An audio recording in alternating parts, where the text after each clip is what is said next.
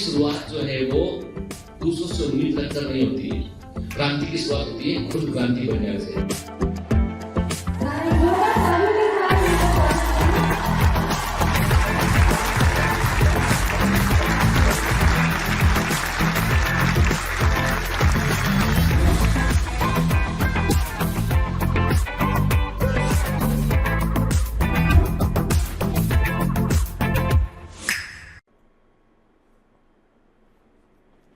Hello commandos, welcome to Biomentors classes online. I am doctor Jitendra Singh और हम पढ़ रहे हैं ह्यूमन फिजियोलॉजी। और ह्यूमन फिजियोलॉजी में भी हम हैं chemical coordination and integration chapter में, जिसे हम कहते हैं एंडोक्राइन सिस्टम।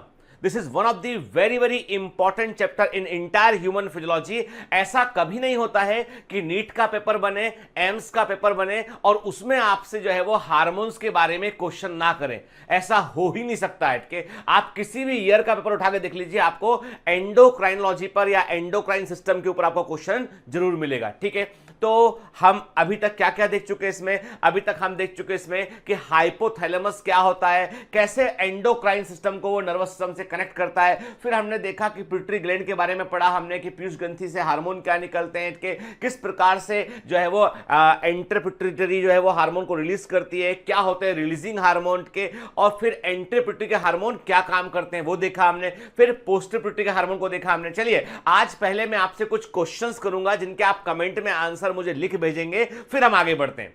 बताइए मुझे उन हार्मोन्स के नाम बताइए, आप मुझे उन हार्मोन्स के नाम बताइए जो न्यूरोहाइपोफाइसिस से निकलते हैं।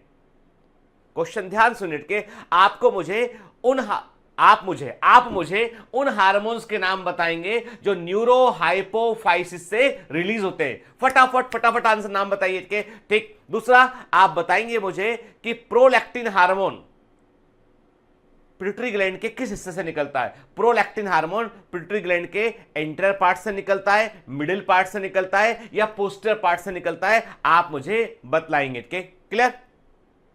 आपको यह भी बताना है कि मेलानोसाइट स्टिमुलेटिंग हार्मोन एमएसएच कहां से निकलता है, कि what is the source of MSH, MSH का सोर्स क्या होता है, कहां से निकलता है, यह आप मुझे बतलाएंगे। के क्लियर? और तीसरा क्वेश्चन, चौथा क्वेश्चन, लास्ट क्वेश्चन आज का ये है कि आप बताएंगे हमको कि ह्यूमन ब्रेन में, कि ह्यूमन हेड के अंदर, ऐसा बोलेंगे हम, ह्यूमन हेड के अंदर, मनुष्य के मस्तिष्क के अंदर कितनी एंडोक्राइन ग्लैंड पाई जाती हैं और उनके नाम क्या है। कि ह्यूमन हेड के अंदर कितनी एंडोक्राइन ग्लैंड पाई जाती हैं और उनके नाम क्या हैं, ये आप मुझे बताएंगे। के क्लियर? चलिए, मैं इसको छिपा देता हूं पीछे पीछे ताकि दिखाई ना पड़े आपको।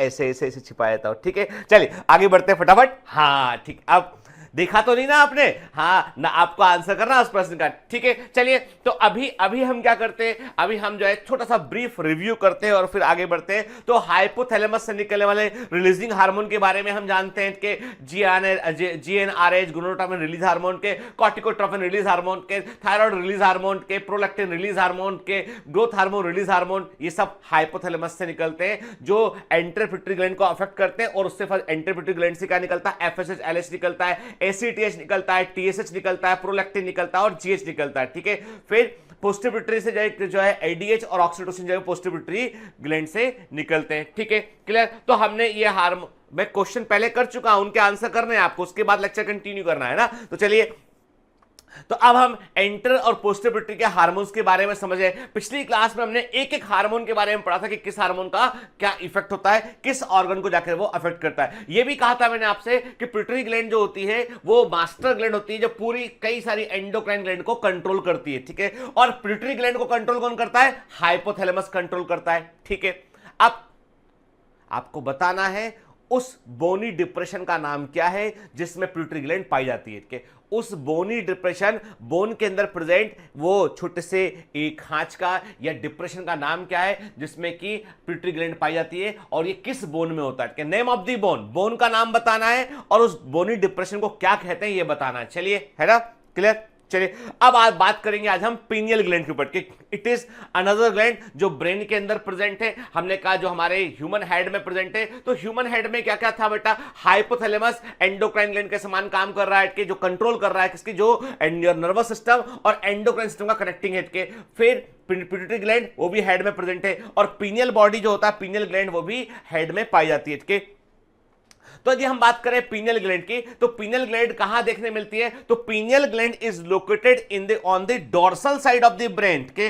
अब कंफ्यूज मत होना बेटा, फोर ब्रेन के, जो हमारा फोर ब्रेन है अग्र मस्तिष्क के, उसके डोर्सल साइड में आपको पीनियल बॉडी या पीनियल ग्लैंड देखने मिलेगी के। देखो मैंने आपसे पहले भी कहा है कई बार कि ह्यूमन बॉडी में जो ये सामने का जो हिस्सा है वो वेंट्रल साइड है, और ये हिस्सा जो है ये क्या है? ये डोर्सल साइड है, क्योंकि ह्यूमन दो पैरों पर खड़ा हो गया इसलिए ये हिस्सा हमको सामने दिखाई पड़ता है। यदि हम चार पैरों पर जो है अपने हाथ नीचे रख के हम चौपाई के समान खड़े हो, तो हमारा जो ऊपरी हिस्सा है, जो अगला हिस्सा है, वो ये ऊपरी हिस्सा ये दिखाई पड़ेगा। तो ये डोर्सल होता है और ये वेंट्रल होता है। तो जो फोर ब्रेन है उसके डोर्सल साइड मतलब उसके पीछे तरफ जो है हमको क्या दिखाई पड़ रहा है? ये पीनियल ग्लैंड हमको ये देखने मिल रही है, हमको ये पीनियल ग्लैंड देखने मिल रही है। क्लियर?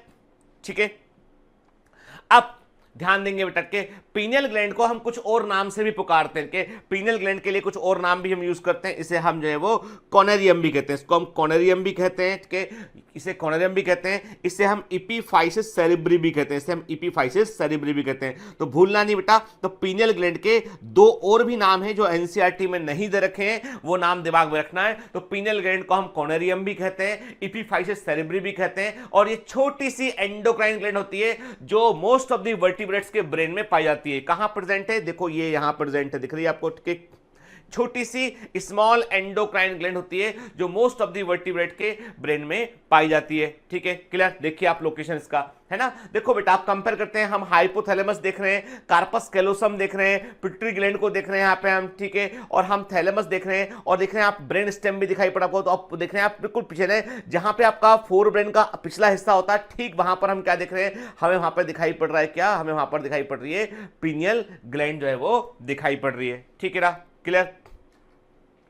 तो जो इपीफाइसिस सेरेब्री या पीनियल ग्लैंड होती है बेटा, यदि आप देखोगे तो ये रेडिश ग्रे कलर की होती है, रेडिश ग्रे कलर की होती है, और 5 to 8 mm लॉन्ग, ये 5 से लेकर 8 mm लॉन्ग होती है, 5 से 8 mm लॉन्ग होती है। ठीक है, और ये जो है वो पाइन कोन के समान है ना, ये ऑलमोस्ट ये हमको इस प्रकार की जो हमें कॉनिकल शेप में हमको ये ऐसे ही दिखाई पड़ती है। ठीक है, ठीक है, तो ये हमें पाइन कोन के समान जो है वो दिखाई पड़ती है, और ये फोर ब्रेन के पिछले हिस्से में होती है। ठीक है, the gland was formed as an outward growth of the roof of the third ventricle. ऐसा लगता है कि थर्ड वेंट्रिकल जो ब्रेन का उसकी रूप से बाहर निकला हुआ हिस्सा होता है जो पीनियल ग्लैंड के रूप में हमें दिखाई पड़ता है। इतना हमको याद रखना है कि ये सब कुछ एनसीईआरटी में नहीं है, पर between the lines of NCERT इनको पढ़ना है, मतलब पढ़ना है। जो मैं बता रहा हूं बेटा उसको मिस मत करना उसको। ठीक है, मैं बार बार ये जो क्वेश्चन सुनता हूं ना, कभी व्हाट्सएप पे, कभी मैसेज पे, कभी कमेंट में कि सर एनसीईआरटी से बाहर क्यों चले गए? हाँ, तो भैया तुम डिसाइड नहीं कर रहे हो, ये हम डिसाइड करेंगे क्या तुमको पढ़ाना नहीं पढ़ाना के, क्योंकि हमको भी रिजल्ट चाहिए बेटा। यानी हम जो है वो, यदि आपको हम जो है पूरी शिद्दत से पढ़ा रहे हैं, तो मेरा तो ईश्वर से यही प्रार्थना है कि जो शुरू के टॉप रैंकर है, सारे टॉप कॉलेज के अंदर बायोमेंटर से कमांडोज होना चाहिए के।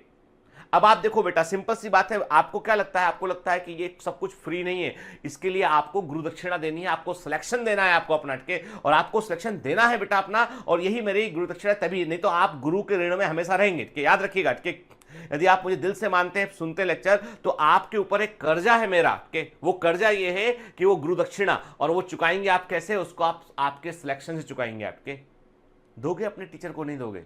दोगे ना? चलिए, तो दिमाग में रखिए बात के। तो मैंने क्या कहा बेटा, पीनियल ग्लैंड का इपीफाइसिस सेरेब्री भी कहते हैं, और रेडिश ग्रे होता है, 5 to 8 mm लेंथ का होता है, पाइन कोन के समान हमको दिखाई पड़ता है, और थर्ड वेंट्रिकल के रूप से निकला हुआ दिखाई देता है हमको। इसलिए कोई पूछता है कि वो कौन सी एंडोक्राइन ग्लैंड जो थर्ड वेंट्रिकल के रूप से निकलती हुई दिखाई पड़ती है, that is the pineal gland. ठीक है, अब most important thing is that कि why pineal gland is so important. तो पीनियल ग्लैंड इसलिए इंपॉर्टेंट होती है कि पीनियल ग्लैंड का बड़ा इंपॉर्टेंट काम होता है आपकी सर्केडियन रिदम को मेंटेन करना। के very very I am fit के, यानी आपकी जो सर्केडियन रिदम है, के सर्केडियन रिदम। ठीक है, अब आप बोलोगे सर ये क्या चीज होती है? देखो बेटा, सर्केडियन रिदम का मतलब ये होता है कि आपका पूरा बॉडी जो है वो 24 घंटे के अकॉर्डिंग ट्यून अप होता है कि कब ब्लड प्रेशर को डाउन करना है, कब ब्लड प्रेशर को अप करना है, कब बॉडी को मोस्ट एक्टिव करना है, कब बॉडी को थोड़ा सा जो है सुस्त करके जो है विश्राम या जो है वो रिलैक्स की मुद्रा में आना है। तो हमको इसे हम यदि मान लीजिए, देखिए फॉर एग्जाम्पल मुझे आप बोलेंगे कि जितेंद्र सर आज आप जो है 10 बजे सुबह तक सो के दिखाइए, मान लीजिए आपने मुझे एक चैलेंज दिया कि आज आपको 10 बजे 11 बजे तक सोना है, तो मैं कह रहा हूं आपसे, यदि रात को मैं 3 बजे भी सोऊंगा ना, तो मैं सुबह 6 बजे उठ जाऊंगा, क्योंकि मुझे 5:30 बजे या 6 बजे मैं उठ जाऊंगा, क्योंकि मेरी बॉडी ट्यून अप उसके लिए। जब मैं छोटा बच्चा था, आपको बता रहा हूं कि जब मैं 7th या 8th क्लास में था, तो मैं, आपको पता है मैं कितने बजे सोया करता था? मैं शाम को 7 बजे या 8 बजे 7:30 के आसपास मैं सोया करता था। कि मैं जो है वो, चाहे दुनिया में कुछ भी हो रहा हो, चाहे कोई गेस्ट आए हो, चाहे कोई फंक्शन हो रहा हो, मैं 7:30 सो जाया करता था और रात को 3 बजे मैं सो के उठता था, 3 या 3:30 बजे। और उसके बाद मैं पढ़ा करता था स्कूल।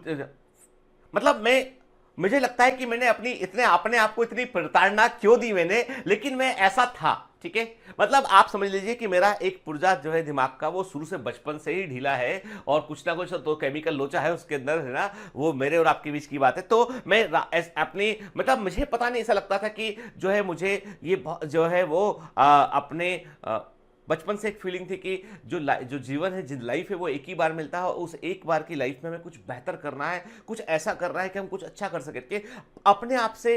जबकि मेरे फादर जज थे, सब घर में किसी चीज़ की कोई समस्या नहीं थी, कि लेकिन अपने आप को एक खाली लगता था। मैं कौन हूं कि यदि कोई मुझसे पूछेगा तो क्या मैं जज साहब का बच्चा यही पहचान है? नहीं, ये मेरी पहचान नहीं है, कि मुझे मेरी पहचान खुद ढूंढनी पड़ेगी, चाहे मैं कुछ भी जो कर रहा हूं, क्योंकि मैं खुद कुछ नहीं हूं, और मुझे खुद कुछ करना है, ये सोच के मैं बचपन में कई रातें ठीक से सो नहीं पाया।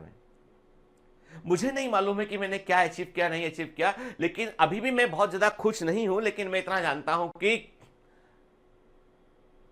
वो जो रातें थी, जिन रातों को मैं सोया नहीं चैन से, वो रातें मुझे बाद में पे की बहुत जाके।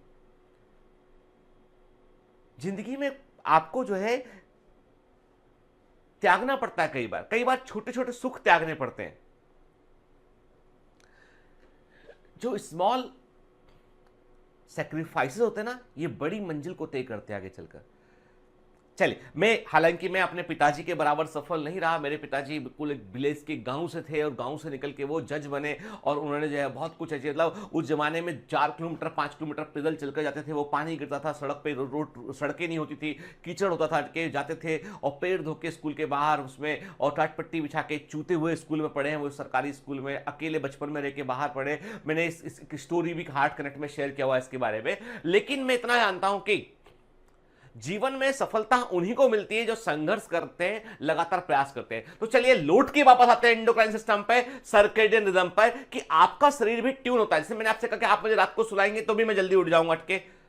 आप मुझे बोलेंगे कि आप जो है वो लेट नाइट तक पार्टी कीजिए, तो मैं बोलूंगा भैया मैं कर नहीं पाऊंगा, मुझे 10-11 बजे 11 बजे के आसपास मुझे जो है वो जोर से नींद आती है, मैं सो जाऊंगा उठ के। मतलब बॉडी का अपना जो है, सबका अपना सेट है। कोई लोग ऐसे होते हैं जो जिनको यदि आपने 8 बजे के पहले उठाया तो वो दिन भर परेशान रहेंगे उठ के, उनको 8 बजे ही उठना है उठ के, और सोएंगे वो अपना टाइम पे 12 बजे 1 बजे। तो सबका अपना अपना रिदम, लेकिन बॉडी आपकी ट्यून अप होती है 24 घंटे। तो वो पूरा का पूरा कंट्रोल जो है ना, वो मेलाटोनिन के हार्मोन हाथ में होता है, पीनियल ग्लैंड के हार्मोन होता है। और पीनियल ग्लैंड जो होती है वो बॉडी के सर्केडियन रिदम को मेंटेन करती है। जब आप रात को सोते हैं ना, तो आपके ब्रेन को ऑफ करके, जो है सबकॉन्शियस मोड को ऑन करके, आपको पूरा रिलैक्स देना कि आपका हार्ट बीट कम होना चाहिए, आपका ब्लड प्रेशर भी कम होना चाहिए, कि आपका हार्ट जो है बिल्कुल धीमे गति से कॉन्टैक्ट करना चाहिए, ताकि उसको भी रिलैक्स मिल सके, कि पूरी बॉडी को जो है वो एकदम रिलैक्स मोड में लेके आने का काम होता है। ये पीनियल ग्लैंड का काम होता है, उसके द्वारा निकले हार्मोन मेलाटोनिन का काम होता है। ठीक है, और ये रात को अंधेरा क्यों होता है? कई बार हम सोचते हैं रात को अंधेरा क्यों होता है। रात को अंधेरा इसलिए होता है ताकि आपकी जो पीनियल ग्लैंड है वो काम करना शुरू कर देती है। इसलिए कमरे में आप देखेंगे कई लोग होते हैं जो कमरे में अंधेरा करके ही सो पाते हैं। यदि कमरे में एक छोटी सी रोशनी भी आएगी तो वो सो नहीं पाएंगे, उनको अंधेरा चाहिए पूरा के, क्योंकि ये जो मेलाटोनिन है ना, इसको निकलने के लिए, जो पीनियल ग्लैंड को एक्टिव होने के लिए अंधेरे की रिक्वायरमेंट है। इसलिए भगवान ने दिन और रात बना दिए। रात को सब एनिमल्स सो जाते हैं, गिनती के कुछ एनिमल है नॉक्टर्नल जो रात को जगते हैं, अदरवाइज रात को आप देखेंगे तो अधिकांश मोस्ट ऑफ द एनिमल जो है वो सो जाते हैं। क्यों? सबको मालूम चला कि रात सोने के लिए होती है। क्यों पक्षी को मालूम चला कि रात सोने के लिए होती है? क्यों एनिमल्स को मालूम चला कि रात सोने के लिए होती है? क्योंकि उनके अंदर एक ग्लैंड डाल दिया कि तुम टाइम देख पाओ ना देख पाओ। टाइगर बाबू, तुम्हें टाइम मालूम चले चाहे ना चले। खरगोश, तुमको टाइम मालूम चले चाहे ना चले, लेकिन तुम्हारे अंदर ने एक ऐसी ग्लैंड डाल दी है जो तुमको रात को सुला देगी और सुबह होते ही तुमको उठा देगी के, तो वो पीनियल ग्लैंड है वो। तो हम देख रहे हैं बेटा कि एक्चुअली में पीनल ग्लैंड का संबंध सर्केडियन रिदम से। आप देखेंगे कि दिन के समय जो है ये अवेकनिंग आपको उठाकर रखती है, रात के समय जो है वो पीनल ग्लैंड से जो है वो मेलाटोनिन निकलता है जो आपको सुलाता है, गहरी नींद में आपको रखने की कोशिश करता है। ठीक, और दिन के समय में जब सूरज की रोशनी होती है, और इसलिए सूरज बड़ा इंपॉर्टेंट है। और आपको तो दूं मैं कि मेरे कुछ फ्रेंड जो है वो नॉर्वे और जर्मनी के आसपास कहीं पर जो है वो प्रैक्टिस करते हैं। वो कहते हैं कि इन देशों में जो है लोगों के अंदर डिप्रेशन इतना गहरा है कि ये जो लोग जो है सुसाइड करने के बारे में सोचते रहते हैं। क्यों? सब कुछ है उनके पास, पैसा है, उनके पास जो है डेवलपमेंट है, टेक्नोलॉजी, सब कुछ दे है ऑल के। कई दिन ऐसे होते हैं कुछ वहां के एरिया में जहां पे रात ही नहीं होती है, लगभग जो सुबह का सूर्य होता है वैसा जो है जोग्राफिकल पोजीशन है, वैसा दिन भर उजाला होता है। तो वैसी कंडीशन में लोगों को जो है वो जो सोने में दिक्कत होती है लोगों को, उससे डिप्रेशन होने लगता है। तो वहां पे इन्होंने अब क्या किया, उन्होंने ऐसे इन्होंने जो है वो जो है अपने कमरों में ऐसे इक्विपमेंट इंस्टॉल कर जो एकदम उनको एकदम गहरे अंधेरे का एहसास देते हैं कि बाहर की रोशनी एकदम कर्टन बंद करते हैं, एकदम अंधेरा कर लेते हैं घर के अंदर के, जिससे कि वो सो सके अपनी। और वहां पे जो बकायदा की सोने का टाइम हो गया, इसका अनाउंसमेंट रेडियो पे टेलीविजन में होता है कि अब ये समय सोने का हो गया है, सब लाइटें बंद कर दीजिए आप। बड़ा गहरा संबंध है आदमी के ठीक से सोने का और उसकी मेंटल हेल्थ का और उसकी बॉडी का।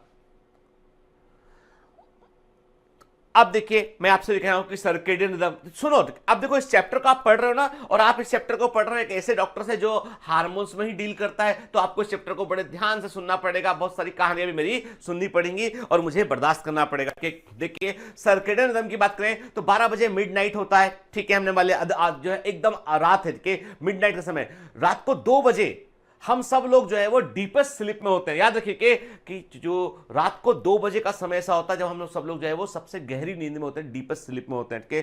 ठीक, सुबह के 4 बजे के आसपास हमारा बॉडी टेम्परेचर सबसे लोएस्ट होता है। पूरे दिन भर में यदि हम बॉडी टेम्परेचर को लेंगे तो सबसे कम टेम्परेचर मॉर्निंग जो है वो 4 AM आएगा। 6:45 मॉर्निंग के सुबह 6:45 बजे सुबह आपका ब्लड प्रेशर जो है वो तेजी से बढ़ता है बॉडी के अंदर के, यानी आप देखेंगे तेजी से बढ़ता। इसीलिए कई बार आप देखेंगे कि जो कार्डियक इवेंट होते हैं, जिन लोगों को ब्लड प्रेशर ऑलरेडी हाई होता है तो उनको हार्ट अटैक की संभावनाएं अर्ली मॉर्निंग ज्यादा होती है। आप देखेंगे अर्ली मॉर्निंग जो है वो हार्ट अटैक की संभावना अधिक होती है, क्योंकि उस समय ब्लड प्रेशर तेजी से रेस करता है कई बार। ठीक है, तो शार्पेस्ट ब्लड प्रेशर राइज करता है 6:45 पे के 7:30 AM के आसपास मेलाटोनिन का सिक्रेशन रुक जाता है। ठीक है, सुबह मॉर्निंग 7:30 पे आपके ब्रेन से निकलने वाला मेलाटोनिन, पीनल ग्लैंड का मेलाटोनिन का सिक्रेशन रुक जाता है। ठीक है, 10 बजे के आसपास आपकी बॉडी जो है हाईएस्ट अलर्ट मोड पे होती है। इसलिए सबको बोला जाता है कि ऑफिस का टाइम 10 बजे, 9:30 पे तुम घर से निकला, 10 बजे ऑफिस पहुंच जाएगा, क्योंकि तुम हाईएस्ट अलर्ट मोड में होते हो उस समय। फिर हमने कहा कि 2:30 दोपहर के 2:30 पर आपकी बॉडी सबसे बेहतर कोऑर्डिनेशन के मोड में होती है। कि आपकी बॉडी सबसे अधिक बेहतर कोऑर्डिनेशन मोड में होती है 2:30 के आसपास के। क्लियर? फिर 3:30 के आसपास your body is having the fastest reaction time. आपकी बॉडी का जो रिएक्शन है, सोचना समझना, वो सबसे फास्ट होता है। के शाम को 5 बजे जो है आपकी कार्डियोवैस्कुलर इफिशिएंसी जो है वो हाईएस्ट होती है, आपकी मसल स्ट्रेंथ हाईएस्ट होती है। तो शाम को 5 बजे आप अपने आप को ताकतवर फील करते हैं, आपको लगता है कि आप स्ट्रांग हैं। कि इवनिंग में 6:30 आपका ब्लड प्रेशर जो है वो फिर से एक बार बढ़ता है, हाई जो है वो रेस करता है, और शाम को 7 बजे के आसपास आपकी बॉडी का टेम्परेचर हाईएस्ट होता है। दिन भर में जो बॉडी टेम्परेचर है उसमें से हाईएस्ट पॉइंट आपको शाम को 7 बजे बॉडी का होता है। ठीक है, रात को 9 बजे जो है वो आपका मेलाटोनिन का सिक्रेशन स्टार्ट होता है और आपको वो नींद में लेकर जाता है। ये सब नोट नहीं करना है, ये सब नोट नहीं करना है, सुन लीजिए के, जहां बोलूंगा वहां नोट करना है। तो अभी हमने क्या देखा कि what is the meaning of circadian rhythm. तो एग्जैक्टली ऐसा है बॉडी के कि बॉडी में देखिए आप, इसीलिए आप देखिए, आपको भी गौर करना, you also feel like that कि आप नॉर्मल सोते हैं, नॉर्मल उठते हैं, आपके आप जो है वो रात्रिचर नहीं है। कि if you are not a nocturnal animal, ठीक है, तो आपका बॉडी रिदम भी यही होगा। तो होता क्या है कि बॉडी के बाकायदा, देखिए थोड़ा बहुत टाइमिंग आगे पीछे हो सकता है इसमें, पर ये वैज्ञानिक अनुसंधान, साइंटिफिक रिसर्च कहते हैं कि ये जो टाइम टेबल दे रखा है ना, ये मोस्ट ऑफ दी लोग ह्यूमंस की बॉडी में ये फॉलो होता है। क्लियर? ठीक है, और आप देख रहे हैं कि दिन के समय जब सूरज निकलेगा, सनलाइट होगा, लाइट पीरियड होगा, तब जो है वो मेलाटोनिन के सिक्रेशन का इनहिबिशन होगा। आपकी आंखों से जो लाइट को आप परसीव करेंगे वो आपके सुप्राकियास्मेटिक न्यूक्लियस को एक्टिवेट करेगा, और ये जो न्यूक्लियस है ये पीनल ग्लैंड को इनहिबिट कर देगा। उठ के सोचिए आप कि जो प्रकाश है, जो आंखों से देखने वाली जाने वाली जो लाइट होती है ना, ये आपके मेलाटोनिन सिक्रेशन को जो है वो इनहिबिट करती है थ्रू आई। और ब्रेन में एक हिस्सा होता है जिसको बोलते हैं सुप्रा कैस्मेटिक न्यूक्लियस कहते हैं उनके, वो इसमें रोल प्ले करता है के। इसीलिए कई बार जो है वो अपराधियों को जब जब जब उनसे पूछताछ की जाती है, अब पुलिस क्या होती है, पुलिस के साथ बड़ा जो है वो एक इश्यू है। यदि क्रिमिनल से पूछताछ करनी है और क्रिमिनल बड़ा हार्डकोर क्रिमिनल है, बताता नहीं कई बार वो उठ के, बड़ा जो है वो आदतन क्रिमिनल है वो उठ के, तो मारपीट करोगे, पुलिस मारेगी जमकर, तो कई क्रिमिनल थोड़ा मार सहन भी कर लेते हैं। और जोर से मारेगी तो फिर क्या होगा, उसका वकील आके बोलेगा कि ज्यादा मार दिया पुलिस ने, पुलिस मारपीट कर रही है, पुलिस जो है वो ऐसा कर रही है वैसा कर रही है पुलिस के, तो ह्यूमन राइट का इशू बनेगा। तो पुलिस वालों ने भी तरीका ढूंढ लिया, उन्होंने भी बायोलॉजी इस्तेमाल कर ली। अब वो क्या करते हैं, उसके कमरे में जो है वो हाईलाइटर ने, जो फ्लैश लैंप होते हैं, तेज लाइट वाले लैंप होते हैं, वो कमरे में लगाए थे। उससे बोलते तुम बताओगे नहीं, हम ये लाइट बंद नहीं करेंगे, जलती रहेगी लाइट ये। अब वो अपराधी थोड़ी देर तो सहन करता है, फिर रात होती है, कुछ घंटे गुजरते हैं, अब नींद आ रही होती है उसको, अब वो सो नहीं पा रहा, उसके ब्रेन में डिस्टर्बेंस है, घबराहट होने लगती है, चिड़चिड़ाहट होने लगती है, झुंझलाहट होने लगती है उसको के। फिर वो फाइनली बोलता है कि यार बंद करो इस लाइट को, जो पूछना है पूछ लो मुझसे, ठीक है। ये तरीके हैं मॉडर्न।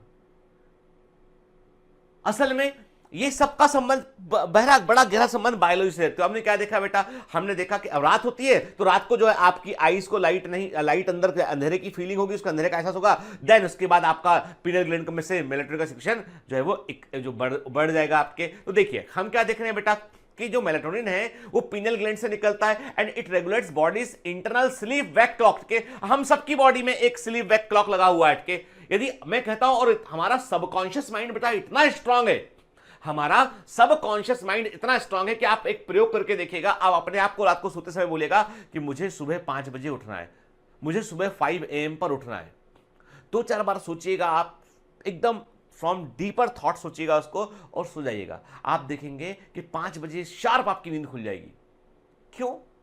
किसने टाइम बताया ब्रेन को? उसने कहां घड़ी देख लिया उसने? पर ब्रेन इतना स्ट्रांग है कि उसको ये समय का एहसास उसको सबकॉन्शियसली भी होता है, ठीक है। तो regulate body's internal sleep and wake clock के। Sleep and wake cycle influence the hormonal secretion, और ये बड़ा अफेक्ट करता है हार्मोनल सिक्रेशन के, हाइपोथैलेमस को, के पिट्यूटरी ग्लैंड को, ग्रोथ हार्मोन को, सबको अफेक्ट करता है। और इसका मैंने बाकायदा एक लिविंग एग्जांपल देखा है। 2 मिनट बेटा बात कर लूं आपसे मैं, क्योंकि देखो चूंकि मैं आपको अपने प्रैक्टिस से जुड़ी कुछ किस्से भी शेयर करूंगा तो ज्यादा अच्छा लगेगा पढ़ने में हमको। एक मेरे पेशेंट थे, वो डायबिटिक पेशेंट थे। तो सडनली एक दिन वो मेरे पास आए और मुझे आके बोला उन्होंने कि सर मेरे बेटे को जो है वो कुछ प्रॉब्लम है, वो आपसे डिस्कस करना चाहता है। तो मैंने कहा कि भेज दीजिए उसको, शाम को क्लिनिक पे देखते हैं। तो ये मैं बात बता रहा हूँ कि जब मैं नाबार्ड में जो है as a regional medical head था, वहाँ पे नाबार्ड में रीजनल मेडिकल ऑफिसर था, तब की बात कर रहा हूँ। नाबार्ड एक RBI के समान बैंक होता है। तो वो वहाँ के एम्प्लॉय थे, वो मुझे दिखाया करते थे वो। तो उन्होंने ऑफिस आवर में मुझसे कहा था, मैंने कहा देखो आपका बेटा है, पर्सनली देखूंगा तो शाम को क्लिनिक पे लेके आना आप उसको। तो शाम को क्लिनिक पे बेटे को लेके आए। वो बेटा देखा मैंने 130-40 किलो का तगड़ा सा, एकदम हेल्दी, बहुत ओबेस, हाइप, बहुत ओबेस के। तो मुझे लगा ओबेसिटी का मामला होगा। तो मैंने बोला कि पूछा, उनके पूछताछ हुआ कि भी पूछा उनसे क्या सिम्टम हो रहे हैं, क्या दिक्कत हो रही है। उसने बताया साहब मैं आपको सब कहानी सुनाने के पहले आपको मैं जो है वो 6 महीने पहले का फोटोग्राफ दिखाता हूं आपको, और आप उसको देखिए और मुझे देखिए। मोबाइल खोला उसने अपना, 6 महीने पहले का फोटोग्राफ दिखाया। वो उसमें 70-80 kg का जो नॉर्मल आदमी होता है ना, नॉर्मल मैन के, जो ओबेस नहीं होता है, वैसा दिखाई पड़ रहा है एकदम। और मैं बोला 6 महीने में तुमने इतना वेट गेन किया, क्या खाया तुमने, कोई दवा ले रहे हो क्या? उसने कहा नहीं साहब कोई दवा नहीं ले रहा हूं, बस इतना हो गया है कि मैं इन्फोसिस में काम करता हूं और मेरी जो है नाइट की शिफ्ट लग गई वहां पर, और मैं बेंगलोर में रहता हूं, तो मेरे को पूरा रात जो है काम करना पड़ता है, दिन में मैं जो है वो सोना होता है। तो मेरा पूरा का पूरा जो मैं हसरू से सुबह जल्दी उठने वाला व्यक्ति रहा हूं, तो मेरे को ये जो है केवल रात को जगने के कारण होगा। तो मैं चाहता हूं आप मेडिकल चेक करें मुझे पूरा और लिख कर दें कि I am not fit for the night duty. Then मैं उसको पूरा चेक किया, उसके तमाम हार्मोन इन्वेस्टिगेशन हम लोगों ने कराया उसके। फाइनली हमें मालूम लगा कि हाँ भाई इसको सारा खेल जो है वो गड़बड़ क्या है, किसके अंदर के हार्मोन के पूरे बैलेंस बिगड़ गए, जस्ट कि वो रात भर जगता रहा वो, क्योंकि उसका ड्यूटी आवर था कि रात को 9 बजे रिपोर्ट करना है और सुबह 7 बजे तक आपको काम करना है, और कई बार काम फिनिश ना हो तो 8 बजे तक काम करना पड़ेगा, फिर घर जाइए आप और घर जाके सो लीजिए आपके। तो दिन में उसका पूरा बॉडी का सिस्टम सर्किट रिदम बिगड़ गया, आपके बेसिक रिदम बिगड़ा पूरा उसका, पूरा हार्मोन बैलेंस गड़बड़ा गया उसका, और इसलिए उसका वेट बढ़ने लगा। तो जो लोग, कई बार देखा होगा आपने, कई बार जो है आप सब कुछ करते हैं पर वजन बढ़ रहा है लगातार, तो कई बार ऐसा होता है कि देर रात तक जगने के कारण भी ऐसा कई बार हो सकता है। ठीक है, तो हर बार ऐसा होगा जरूरी नहीं, परंतु एक संभावना है इसकी। तो हमने क्या देखा, हमने कहा कि इसका मतलब एक छोटी सी ग्लैंड जिसको हम मान रहे हैं जो एक मेलाटोनिन निकाल रही है, उसका बड़ा सिग्निफिकेंस है उसका, वो पूरे बॉडी के हार्मोन के जो ऑर्केस्ट्रा है उसको, उसके सुर को वो बिगाड़ सकता है। आप सोचिए ना, हमारी बॉडी में एक ऑर्केस्ट्रा, एक म्यूजिक बज रहा है पूरा, एंडोक्राइन सिस्टम करके बड़ा वेल कोऑर्डिनेटेड म्यूजिक है, और एक वहां पर एक ग्लैंड ऐसी आ गई है जैसे कोई डिस्टर्बेंस हो गया है, जैसी ऑर्केस्ट्रा म्यूजिकल वजह से होता है, तो बीच में छोटा बच्चा था, पीप पीप पीप करना शुरू कर दिया। अब वो पूरा संगीत बिगड़ गया कि ये बीच में पीप पीप कौन कर रहा है। इतने सारे लोग इंस्ट्रूमेंट बजा रहे थे, सब कुछ ठीक चल रहा था, लेकिन एक व्यक्ति ने जो है जोर से कर दिया पीप पीप पीप। क्या हुआ? अरे शोर हो गया, तो संगीत बिगाड़ दिया तुमने हमको। क्यों बिगड़ गया संगीत? वो एक इतनी सी पीप पीप से बिगड़ गया वो। यस, बॉडी का पूरा सिस्टम है, इक्विलिब्रियम सिस्टम में चल रहा है पूरा, ठीक है। कुछ भी आगे पीछे होगा तो बॉडी का केमिकल सिस्टम बिगड़ जाएगा पूरा, ठीक है। इट मींस अब इस बात से हम पूर्णतः कन्विंस हो गए हैं कि pineal gland is very important के। तो पीनियल ग्लैंड जो है वो प्रोड्यूस करती है बेटा मेलाटोनिन को, और मेलाटोनिन जो होता है वो सेरोटोनिन से का एक डेरिवेटिव होता है कि जो हार्मोन मेलाटोनिन होता है वो सेरोटोनिन नाम के न्यूरोट्रांसमीटर का जो है एक प्रकार से उसका जो है वो डेरिवेटिव होता है, विच इन्फ्लुएंस, और ये सेक्सुअल डेवलपमेंट को भी इन्फ्लुएंस करता है, स्लीप वेक साइकिल को भी इन्फ्लुएंस करता है, ठीक है। सीजनल फंक्शंस को भी जो है वो जो आपके बॉडी के का जो मौसमी परिवर्तन जो फंक्शन करता है उसको भी अफेक्ट करता है, बट जो दूसरे वर्टिब्रेट है उनमें जो है ये सीजनल एक्टिविटी, सेक्सुअल एक्टिविटी में रोल प्ले करता है, ठीक है। तो पर इसका मेन काम क्या होता है कि इंटरनल बॉडी क्लॉक को मेंटेन रखना, सर्केडियन रिदम को मेंटेन रखना इसका मेन काम होता है, ठीक है। विशेष में लिखा हुआ है कि it influence the sexual development. इसको भी यदि प्रॉपर दिन और रात में व्यक्ति नहीं सोएगा तो उसकी सारी सेक्सुअल डेवलपमेंट पे भी असर पड़ता है, ठीक है। अब लौट कर आते हैं एनसीईआरटी में, कि एनसीईआरटी में क्या लिखा है। Pineal gland secretes a hormone called melatonin, ठीक है। Melatonin plays a very important role in the regulation of a 24 rhythm of the body, जिसको हम बोलते हैं सर्केडियन, इसको हम सर्केडियन रिदम बोलते हैं बेटा, और इसको हम डायूरल रिदम कहते हैं। For example it all help in maintaining the normal rhythm of sleep and wake cycle and body temperature के। या और देखो मैंने आपको सर्केडियन रिदम बताया था ना, कब बॉडी का लोएस्ट टेम्परेचर होता है, कब बॉडी का हाईएस्ट टेम्परेचर होता है। मैंने सर्केडियन रिदम आपको बताया था कि कब ब्लड प्रेशर रेज करता है, कब डाउन होता है, तो ये बिल्कुल वही बात कर रहे हैं हम कि इसके अलावा मेलाटोनिन बॉडी के मेटाबॉलिज्म को भी इन्फ्लुएंस करता है। तो जो लोग रात को देर तक जगते हैं, रात भर जग रहे होते हैं ना, वो रात भर में कुछ ना कुछ खाते रहते हैं, तो उनका, और वो जो है लगातार उनकी भूख भी उनको बढ़ रही होती है, क्योंकि जो है वो उनका जो बॉडी का नॉर्मल मेटाबॉलिज्म वो डिस्टर्ब हो गया होता है। फिर पिगमेंटेशन, रात को देर तक जगने से आंखों के नीचे काली गड्ढे पड़ने लगते हैं, काला काला निशान पड़ने लगता है, ठीक है ना। Menstrual cycle as well as our defence capability के। तो याद रखिए कि जो है वो यदि जो है वो सर्केडियन रिदम डिस्टर्ब होगा तो उससे आपका इन चीजों पर असर पड़ेगा, ठीक है। तो ये जो मेलाटोनिन है ये मेंस्ट्रुअल साइकिल पर भी असर डालता है, डिफेंस कैपेबिलिटी, बॉडी का जो इम्यून सिस्टम है उस पर भी असर डालता है, मेटाबॉलिज्म पर भी असर डालता है, और ये सारा कुछ कैसे असर डालता है सर? ये सर्केडियन रिदम है, स्लीप और वेक साइकिल को मेंटेन करता है, इसलिए सब कुछ मेंटेन रहता है। यदि ये डिस्टर्ब होगा तो स्लीप और वेक साइकिल डिस्टर्ब होगा, तो ये सब सारा का कुछ सिस्टम बिगड़ जाएगा, ठीक है। चलिए, अब ये तो बात की हमने पीनियल ग्लैंड के बारे में, हम समझ गए कि सारी कहानी का सार ये है कि पीनियल ग्लैंड का संबंध स्लीप एंड वेक साइकिल से, मेलाटोनिन निकलता है, सर्केडियन रिदम को मेंटेन करता है, ठीक है, क्लियर। अब आते हैं हम थायराइड ग्लैंड पे, one of the very very important gland. क्यों इंपॉर्टेंट ग्लैंड है? क्योंकि एक एंडोक्राइनोलॉजिस्ट, देखिए I am not an endocrinologist, मैं एंडोक्राइनोलॉजिस्ट नहीं हूं, I am specialise in diabetes only, तो I am a diabetologist. Endocrinologist मुझसे बड़े डॉक्टर होते हैं, मुझसे बेहतर डॉक्टर होते हैं, और वे डायबिटीज के अलावा बाकी सारी ग्लैंड्स को भी देखते हो। जो सबसे इंपॉर्टेंट ग्लैंड, जैसे क्या होता है डायबिटीज की प्रॉब्लम के लिए पेशेंट जो है वो एमडी मेडिसिन के पास जाएगा, ठीक है, अपने फिजिशियन के पास जाएगा, एमडी मेडिसिन के पास जाएगा, और उसको दिखाना तो फिर जिसे हम जैसे डायबिटोलॉजिस्ट हैं उनके पास चला जाएगा। तो डायबिटीज के ट्रीटमेंट के लिए तो लेवल्स मेंटेन है, लेकिन थायराइड का प्रॉब्लम होगा तो व्यक्ति जो है वो एमडी मेडिसिन के पास जाएगा और उसे लगेगा रिलीफ नहीं हो तो वो फिर सीधा एंडोक्राइनोलॉजिस्ट के पास जाएगा, ठीक है। तो एंडोक्राइनोलॉजिस्ट 90% केसेस जो देखते हैं वो डायबिटीज के नहीं देखते हैं, वो थायराइड के देखते हैं, मोस्ट ऑफ द केसेस उनके पास जो आते हैं वो थायराइड के आते हैं, एड्रिनल ग्लैंड के आते हैं इनके, क्योंकि डायबिटीज के केस तो मैनेज हो रहे होते हैं हर लेवल पे के। यानी डायबिटीज का इनिशियल ट्रीटमेंट आपका जनरल फिजिशियन शुरू करेगा, फिर उसके बाद एमडी मेडिसिन देगा, उसके बाद आदमी डायबिटोलॉजिस्ट के पास जाएगा, और कुछ लोग जो है डायबिटोलॉजिस्ट और एंडोक्राइनोलॉजिस्ट में से किसी के पास भी वो जा सकते हैं, ठीक है। तो हम बात कर रहे हैं थायराइड ग्लैंड की। तो ये मैं करियर के पॉइंट ऑफ व्यू से नहीं बता रहा हूं, आपको बता रहा हूं कि ह्यूमन बॉडी में सबसे इंपॉर्टेंट ग्लैंड में से कोई एक ग्लैंड है, वो है थायराइड ग्लैंड। क्यों इंपॉर्टेंट है? क्योंकि ये आपकी बॉडी के पूरे बेसल मेटाबॉलिक रेट को कंट्रोल करता है। ये गैस के उस बर्नर के समान है। जैसे हमारे घर में जब मम्मी रोटी पकाती है या सब्जी पकाती है, तो क्या देखा होगा आपने कि वो गैस को ऑन किया और वो तवा रखा है, उस पर रोटी पका रही है, तो मम्मी जो है थोड़ी सी लो को कम कर देगी, एकदम लो कम नहीं करेगी और एकदम हाई लो पे रखेगी। वो बीच में कहीं पर जो है वो सिमर, बीच में कहीं पर इसको हीट को सेट करेंगी ताकि रोटी एकदम तवे पे रखते ही रोटी जल ना जाए, रोटी कच्ची भी ना रह जाए। तो जैसे मम्मी घर में रोटी पकाती है ना, तो एकदम सही हीट का इस्तेमाल करके जो है रोटी को पकाती है, बिल्कुल वैसे ही जो है हमारी बॉडी के अंदर भी जो है थायराइड ग्लैंड है, जो हीट को बर्नर के समान, जो हीट को, जो बॉडी की मेटाबॉलिज्म को कंट्रोल रखी है। यदि थायराइड ग्लैंड जो है वो ओवर सिक्रेशन करेगी, ओवर एक्टिव हो जाएगी, तो वो हीट को बढ़ाने जैसा हो गया। हीट बढ़ गया, सब कुछ जलने लगेगा, बॉडी का मेटाबॉलिक रेट कई गुना बढ़ जाएगा, कुछ भी खाओगे शरीर में नहीं लगेगा, दुबले पतले हो जाओगे एकदम से, पर लगातार पसीना आ रहा होगा, घबराहट महसूस हो रही होगी, वो हाइपरथायरॉयडिज्म है। और यदि हाइपोथायरॉयडिज्म हो गया, लो को कम कर दिया, तो खाना ही नहीं पकेगा, कुछ भी खाओगे बॉडी में इकट्ठा होता रहेगा, फूलते रहेंगे लगातार, और वाटर रिटेंशन बॉडी में होगा, और जो है सुस्ती रहेगी, आलस रहेगा पूरे समय।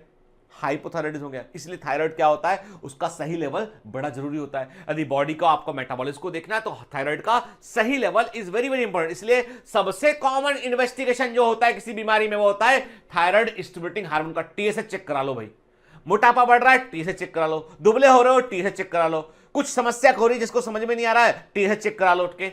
मतलब सबसे कॉमन इन्वेस्टिगेशन जो है वो टीएसएच का होता है। हर हॉस्पिटल में कोई एडमिट हुआ तो टीएसएच चेक कर देते हैं उसका, क्योंकि ये मेटाबॉलिक रेट को अफेक्ट करता है।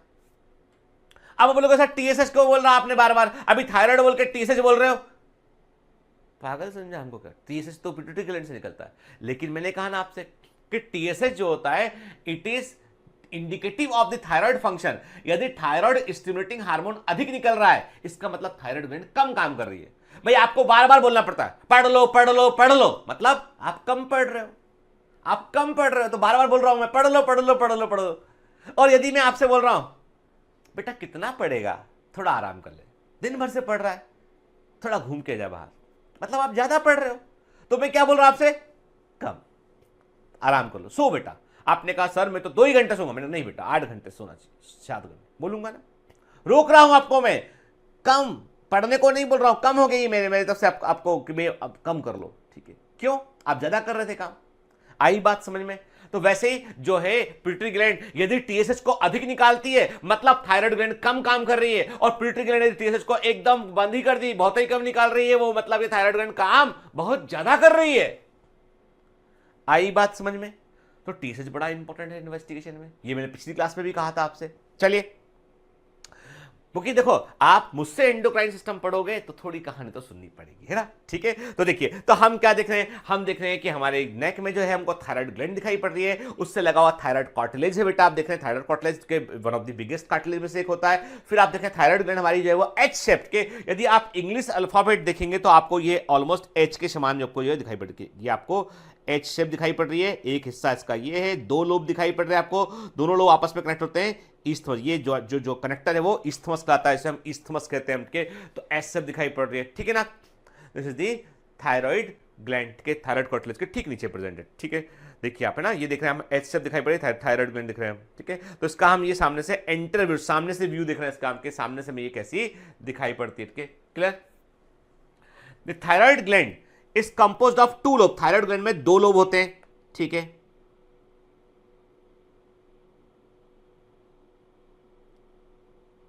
है ना,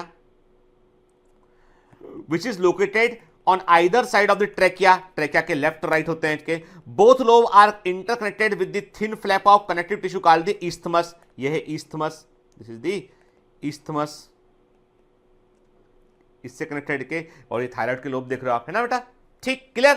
थायराइड ग्लैंड जो होती है वो दो लोब से बनी होती है, दोनों लोब त्रिज्या के आके आजू बाजू लेफ्ट और राइट होते हैं बेटा, और दोनों लोगों को कनेक्ट करने वाले थिन फ्लैप को क्या बोलते हैं, इस्थमस कहते हैं इसे हम। ठीक है, देखिए आप ना, ये एनसीईआरटी का डायग्राम है and it is important diagram. ठीक है बेटा, ठीक है, आप देख रहे हो ये बोकल कार्ड है, थायराइड दिखाई पड़ रहा है आपको ये, और थायराइड में आप ट्रेकिया देख रहे हैं, और थायराइड में भी आपको मैं बोल दूं कि यदि मान लो कभी मान लो एग्जामिनर जो है चतुर है, उसने पूछ लिया आपसे कि ये क्या है, तो आप बोलोगे थायराइड फॉलिकल्स हैं, ये थायराइड फॉलिकल्स हैं, थायराइड के फॉलिकल्स हमको दिखाई पड़ रहे हैं। ठीक है ना बेटा, क्लियर? देखिए ना, फिर थायराइड ग्लैंड का पिछले से व्यू देखेंगे हम, जो है वो डॉर्सल व्यू देखेंगे, इसका हम पिछला पीछे देखेंगे, तो हमें क्या दिखाई पड़ रहा है, हमें इसमें थायराइड से लगी हुई हमको चार हमको पैराथायराइड ग्लैंड हमको यहां पर दिखाई पड़ रही, 4 हमको पैराथायराइड ग्लैंड दिखाई पड़ रही है। एंड थायराइड ग्लैंड के साथ में वेरी वेल कनेक्टेड होती है पैराथायराइड ग्लैंड। क्या काम करती है हम आगे बात करेंगे। ठीक है, तो ये भी एनसीईआरटी का इमेज है, याद रखना बेटा, इसको भूलना नहीं। ठीक है, क्लियर? तो हम देख रहे हैं बेटा कि हमें एक तो दिखाई पड़ रही है हायर्ड बोन के, एक हमको दिखाई पड़ रही है हायर्ड बोन के, उसके ठीक नीचे हम देख रहे हैं थायराइड कार्टिलेज दिखाई पड़ रहा है हमें। ठीक है, फिर थायराइड ग्लैंड को जो सप्लाई होती है वो सुपीरियर थायराइड आर्टरी उसको जो है वो सप्लाई करती है। ठीक है, सुपीरियर थायराइड आर्टरी जो है वो थायराइड को सप्लाई कर रही होती है। फिर आप देख रहे हैं थायराइड में बकायदा ब्लड सप्लाई आया हुआ दिख रहा है आपको, थायराइड के दोनों लोब को जोड़ने वाला आपको इस्थमस दिखाई पड़ रहा है। ठीक है, क्लियर? और थायराइड ग्लैंड के आसपास से कॉमन कैरोटिड आर्टरी गुजर रही है। ठीक है, एक दिमाग में इमेज रखिएगा ये। ठीक है, देखिए ना, और बेहतर इमेज देख रहे हैं आप कि देख रहे हैं आप पे हायोइड बोन दिखाई पड़ रहा है आपको, उसके नीचे थायराइड कार्टिलेज दिखाई पड़ रहा है आपको। फिर आप क्या देख रहे हो बेटा, आपको जो है वो यहाँ पे हम जो थायराइड का इस्थमस ऑफ थायराइड देख रहे हैं, थायराइड के आपको दोनों लोब यहाँ पर ट्रेकिया के ऊपर दिखाई पड़ रहे हैं। ठीक है, क्लियर?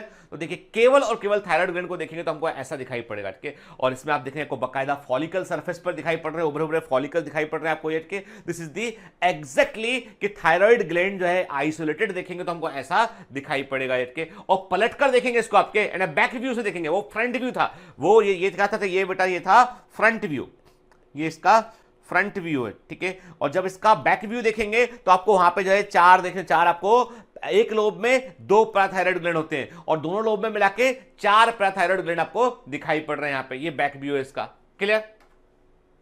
ठीक है, और थायराइड ग्लैंड के अंदर चूंकि मैंने क्या कहा आपसे, थायराइड फॉलिकल्स पाए जाते हैं और थायराइड फॉलिकल के अंदर ही थायरॉक्सिन T3 और T4 हार्मोन का निर्माण, जो हार्मोन जहां के जो थायराइड ग्लैंड से निकलने वाले हार्मोन है वो T3 T4 और कैल्सिटोनिन के, तो T3 T4 का निर्माण कहां होता है बेटा, इन्हीं फॉलिकल के अंदर होता है। तो हम देख रहे हैं फॉलिकुलर सेल है और ये कोलाइड, ये जो कोलाइड को रिलीज करती है और इस कोलाइड के अंदर ही जो है वो T3 T4 जो है वो बनता है। ठीक है, और T3 और T4 को बनाने के लिए बेटा जो है जो सबसे इंपॉर्टेंट जो केमिकल लगता है वो लगता है आयोडीन के। यदि आयोडीन नहीं होगा तो प्रॉपर्ली थायराइड हार्मोन नहीं बन पाएगा, इसलिए डाइट में आयोडीन इज वेरी इंपॉर्टेंट के, और बड़ी कम मात्रा चाहिए पड़ती है और वो मात्रा लेकिन वो इंपॉर्टेंट होती है कि जो मिनिमम अमाउंट ऑफ आयोडीन का है वो भी इंपॉर्टेंट होता है थायराइड ग्लैंड के में थायराइड हार्मोन के बनने के लिए। के फिर आप देख रहे हैं कि जो फॉलिकुलर सेल है उसके पास उससे निकली हुई आपको जो है इनके बीच में आपको पैरा फॉलिकुलर सेल्स भी दिखाई देती है।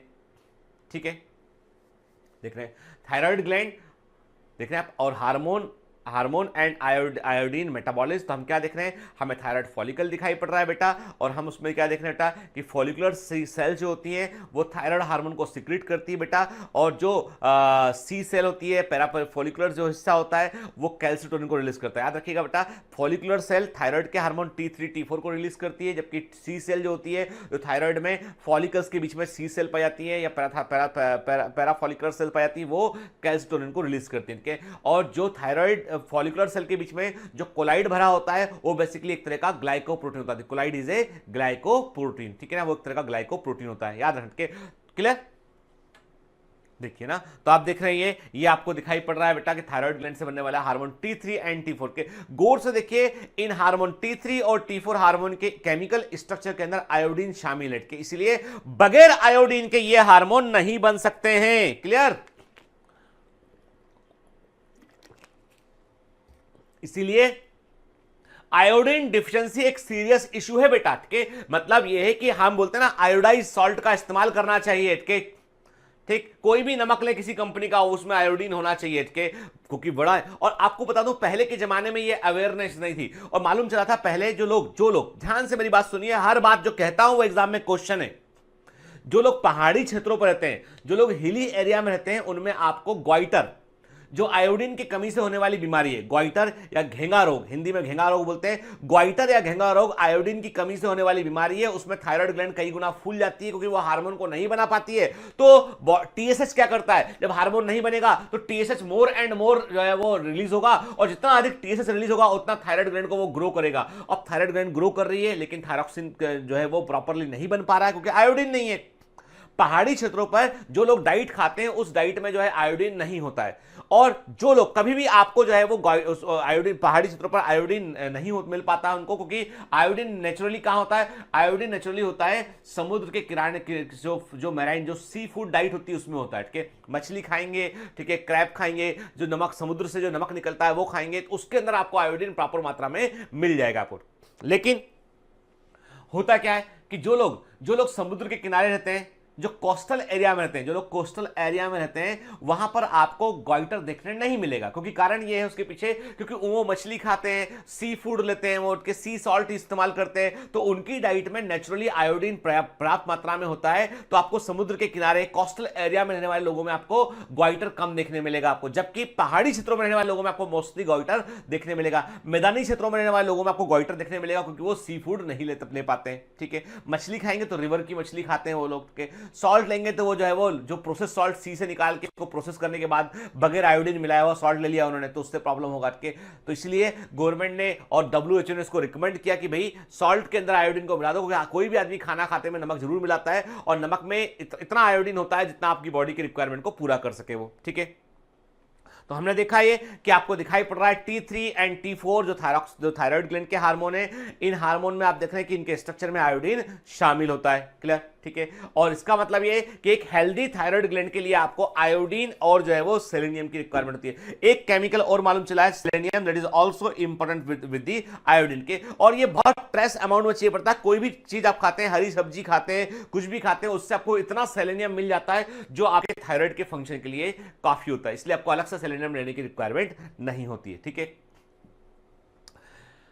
फिर इसके अलावा एक और चीज होता है कि टायरोसिन एमिनो एसिड के, ठीक है, ये एनसीईआरटी में नहीं है, tyrosine amino acid, tyrosine amino acid है, this is also required for the thyroid hormone preparation. ठीक है, जब थायराइड हार्मोन के बनने के लिए, तो कई बार क्या होता है, कई बार आयोडीन ठीक है, सेलेनियम भी ठीक है, लेकिन बॉडी में तब भी थायराइड की हार्मोन की कमी है, क्योंकि कारण ये कि उसका प्रोटीन इंटेक आदमी का है ही नहीं है। तो वैसी कंडीशन में जो है टायरोसिन यदि कम होगा तो भी प्रॉब्लम होती है। तो हम लोग क्या करते हैं, जैसे कभी कभी जो है वो किसी व्यक्ति को मालूम चला कि थायराइड का थोड़ा सा लेवल डिस्टर्ब है, तो वी जनरली प्रेफर कि उसका डाइट ठीक करते हैं, हम लोग डाइट उसका ठीक करते हैं, इंश्योर करते हैं कि उसकी डाइट में जो है वो आयोडीन प्रॉपर रहना चाहिए। और कई बार हम लोग एक कैप्सूल लिखते हैं उसको, कोई भी दवा जो बता रहा हूं उसको डॉक्टर्स की सलाह के बगैर मत लीजिएगा आप, ठीक है ना, मैं केवल आपको रेफरेंस के लिए के थायरोवेल करके कैप्सूल आता है के, this is also a capsule जिसके अंदर जो है वो, मैं किसी भी दवा को यहाँ पर इंडोर्स नहीं कर रहा हूं, किसी दवा कंपनी से मेरा कोई संबंध नहीं है, किसी भी जो चीज को मैं यहाँ बता रहा हूँ केवल एजुकेशन के पर्पज से बता रहा हूँ, इसलिए प्लीज उसको लेके अपने आप बगैर डॉक्टर की सलाह के कोई दवा ना लेके। तो मैं जो कह रहा हूँ कि आपने डॉक्टर से पूछ सकते हैं कि थायरोवेल जो है वो दैट इज अ कैप्सूल जिसके अंदर ये सारे केमिकल इतनी मात्रा में है जो बॉडी की रिक्वायरमेंट को पूरा करते हैं। तो कई बार थायराइड के केस में आपको थायरॉक्सिन अलग से देने की रिक्वायरमेंट नहीं होती है, ये कैप्सूल लेने पर थायराइड का लेवल नॉर्मल रहता है, क्योंकि ये डिफिशियंसी के कारण होता है बेसिकली। ठीक है,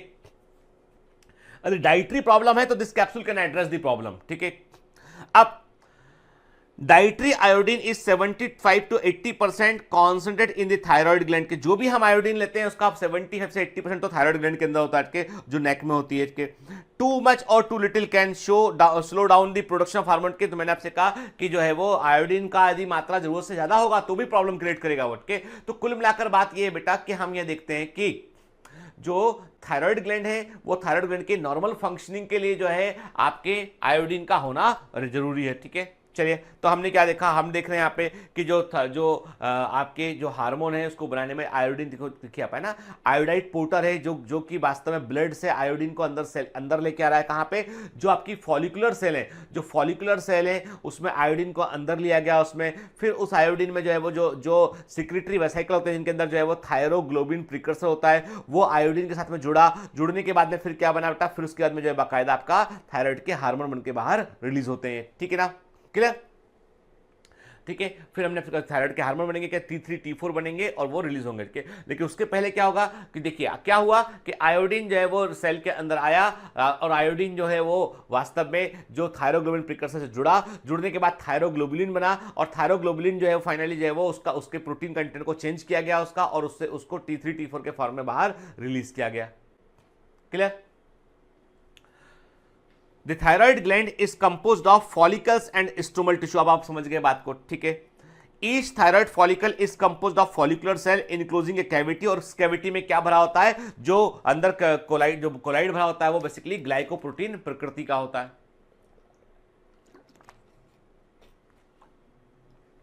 जो फॉलिकुलर सेल होती है वो दो हार्मोन रिलीज करती है बेटा, दोनों के नाम याद रखने हमको, टेट्रा आइडोथायरोनिन T4, ठीक है, ठीक है, जिसको हम थायरोक्सिन T4 कहते हैं, और ट्राई आइडोथायरोनिन T3, ठीक है।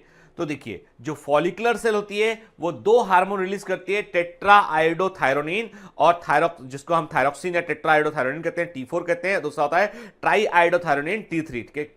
Iodine is essential for normal rate of hormone synthesis in the thyroid में नॉर्मल रेट में हार्मोन बनने के लिए आयोडीन की रिक्वायरमेंट होती है, ठीक है। अब मैंने आपसे कहा था डिफिशियंसी ऑफ आयोडीन, यदि आयोडीन की कमी होगी डाइट में तो उससे हाइपोथायरॉयडिज्म होगा, क्योंकि थायराइड ग्लैंड, देखो अब आप बोलोगे what is the meaning of hypothyroidism, भाई थायराइड ग्लैंड जो है हार्मोन को कम रिलीज कर पा रही है, प्रॉपर अमाउंट हार्मोन का नहीं बना पा रही है, तो वो हाइपोथायरॉयडिज्म हो गया बेटा, ठीक है।